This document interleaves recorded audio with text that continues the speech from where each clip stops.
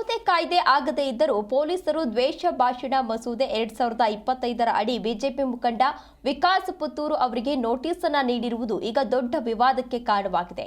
BJP ನಾಯಕರು ಕರ್ನಾಟಕದಲ್ಲಿ ಇರುವುದು ಪ್ರಜಾಪ್ರಭುತ್ವನ ಅಥವಾ ಪೊಲೀಸ್ ರಾಜ್ಯನ ಎಂದು ಪ್ರಶ್ನೆ ಮಾಡಿ ಸರ್ಕಾರದ ವಿರುದ್ಧ ಆಕ್ರೋಶವನ್ನು ವ್ಯಕ್ತಪಡಿಸಿದ್ದಾರೆ.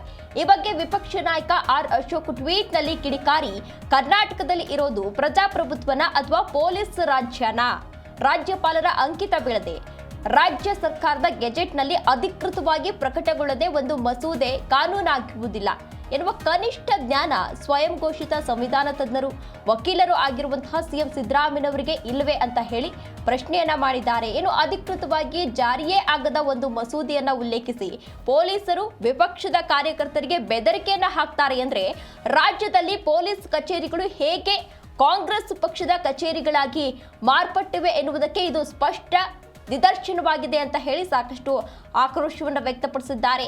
ಕೇಸರಿ ಕುಂಕುಮ ಎಂದ್ರೆ ದ್ವೇಷ ಕಾರುವ ಕಾಂಗ್ರೆಸ್ ಪಕ್ಷ ಹಿಂದೂಗಳ ಹಿಂದೂ ಧರ್ಮದ ಬಗ್ಗೆ ಎಷ್ಟು ಪೂರ್ವಗ್ರಹ ಪೀಡಿತವಾಗಿದೆ ಅಂದ್ರೆ ರಾಜ್ಯದಲ್ಲಿ ಮುಕ್ತವಾಗಿ ಗಣೇಶ ವಿಸರ್ಜನೆ ಮೆರವಣಿಗೆ ಮಾಡೋದು ಕೂಡ ತಪ್ಪಾಗಿದೆ, ಶೋಭಾಯಾತ್ರೆ ಮಾಡೋದು ಕೂಡ ತಪ್ಪು, ಹಿಂದೂ ಸಮಾಜೋತ್ಸವ ಮಾಡೋದು ಕೂಡ ತಪ್ಪು ಎನ್ನುವ ಪರಿಸ್ಥಿತಿಯನ್ನು ತಂದಿಟ್ಟಿದೆ. ಈ ಹಿಂದೂ ವಿರೋಧಿ ಕಾಂಗ್ರೆಸ್ ಸರ್ಕಾರವನ್ನ ಸ್ವಾಭಿಮಾನಿ ಕನ್ನಡಿಗರು ಕಿತ್ತೊಗೆಯುವ ದಿನ ಬಹಳ ದೂರ ಇಲ್ಲ ಅಂತ ಹೇಳಿ ಆರ್ ಅಶೋಕ್ ಆಕ್ರೋಶವನ್ನ ವ್ಯಕ್ತಪಡಿಸಿದ್ದಾರೆ.